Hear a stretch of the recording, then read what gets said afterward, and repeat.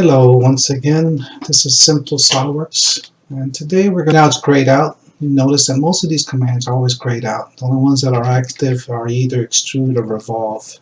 I think that Solidworks, I guess it thinks that initially you want to do something that is an extrude or revolve, and then everything else lives off of that. But sometimes you can just start out with one of these if you just know how. So what you want to do first of all is you want to create a reference geometry, because to create a loft suite base you need two types of profile. You need a profile over here and you need a profile down there, and what seems to work for me is to have those planes ready to be able to draw on. So I like to just pick a reference geometry and I click the down arrow, pick plane, I pick my plane, and then I say, yeah, I'm going to leave it at 3. This is for an example.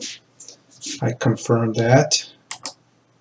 I have my plane 3. I do the same sequence again. I go to reference geometry, back to plane, pick on the top plane, and this time I'm going to tell it to flip the offset because you want it to go opposite.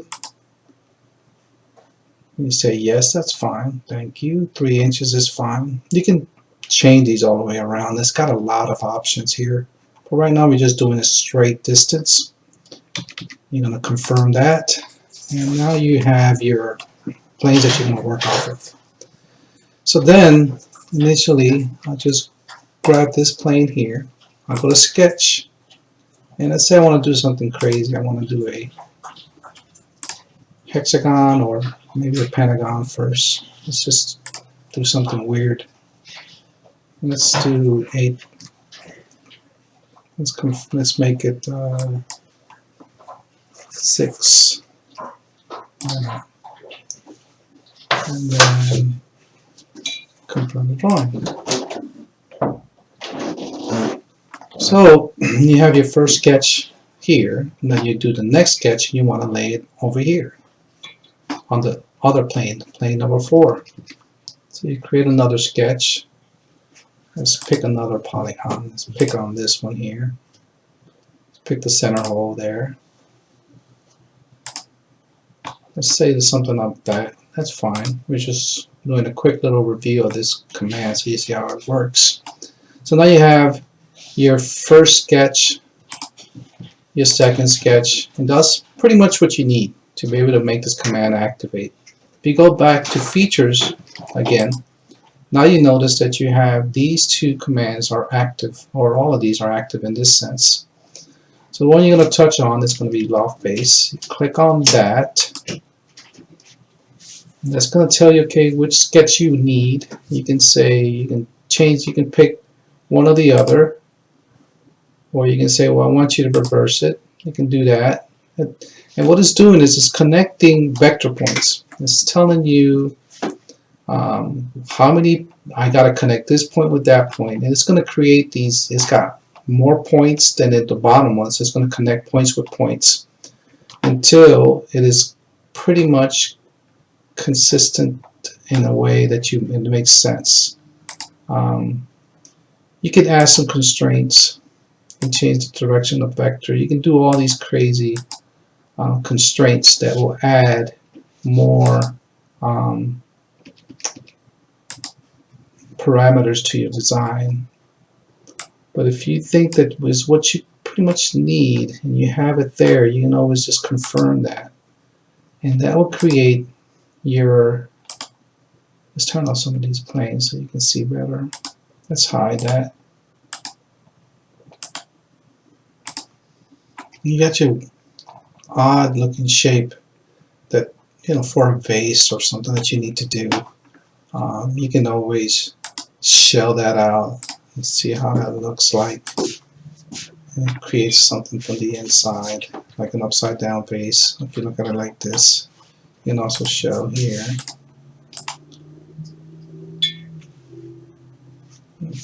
Okay, I like that. So you have your base. You can always do something weird with that. If you feel like this is not working and this is not the shape you want, you can always go back to Loft, go back to the sketch that doesn't quite work out for you. You can edit it. You can always look at it, right, and say, yeah, that's not working, it's too small, whatever, right?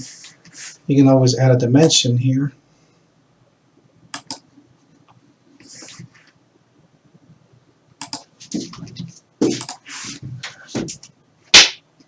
Let's undo that.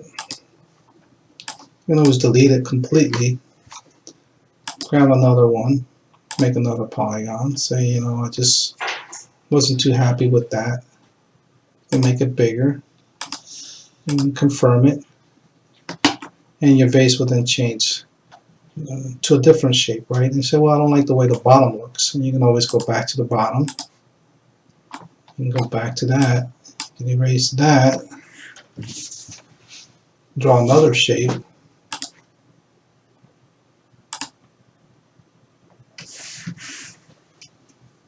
Let's look at it. I like to look at it because it gives you the right spot where you want to hit it.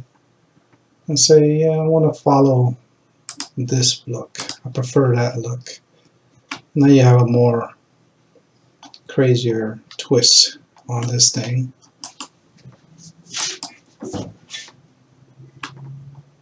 So you can switch them around. See how that looks.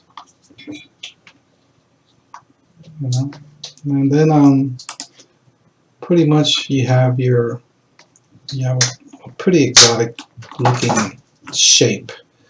You can always, again, always edit these pieces. You can always edit this. If you don't like the way it looks, you can always change the way one drawing looks compared to the other. You say, well, you know what, this is not working out for me. Let's try something different. And that's the beauty about this. You can always change it and say, well, maybe this is just too much. And say, let's see what this one looks like. And you're like, okay, that's pretty much what I'm looking for. So again, this program allows for a lot of flexibility. You can always edit these things back and forth until you get what you're looking for. It's dead set on doing one thing. It's set on just doing one thing the way it is. It's just sometimes you just gotta play with it.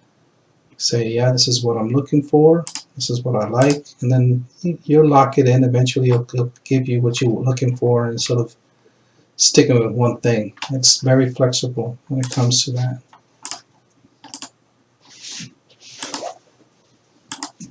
And eventually, you'll get what you're looking for. And say, hey, that's what I was hoping for. I want to have a vase that has this exotic look, and this is what I'm looking for. So again, this software, this command is very flexible. You can actually work with this. We're doing these small, simple designs right now, but eventually we're going to tie this all together. We're going to start making more complex designs, and if you don't know how these commands work at a simple level, then it's going to be difficult for you to sort of grasp when you start making much harder designs. So stick around, you'll get to see more complex parts coming our way. You know, I used to teach CAD back about maybe 5 or 6 years ago, maybe more than that. And what I always had, I had two types of students. You know, one students that were, you had to pretty much walk them through the whole process, grab them by the hand and say, this is how you do it. Then you had other students that just wanted to do everything real fast and get everything done fast.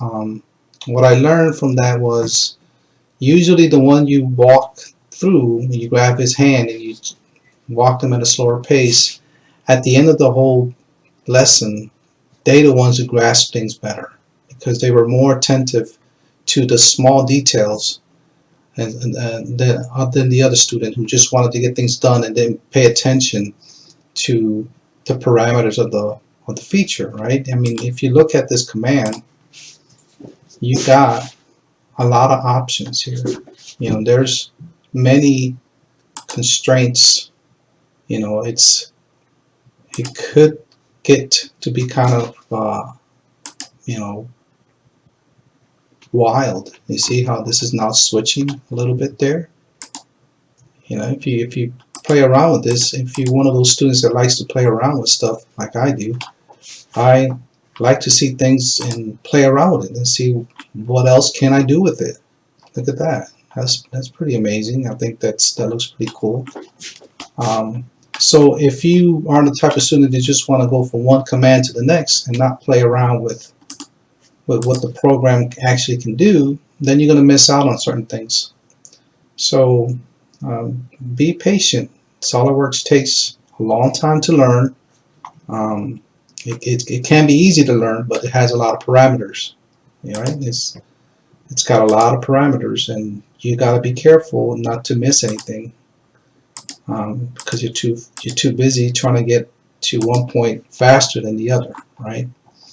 So I hope you enjoyed this video, and again, I'm going to be touching up on some other commands and other features that this program has. It has a ton of them. We got a lot of work to do, but I think that we'll get there.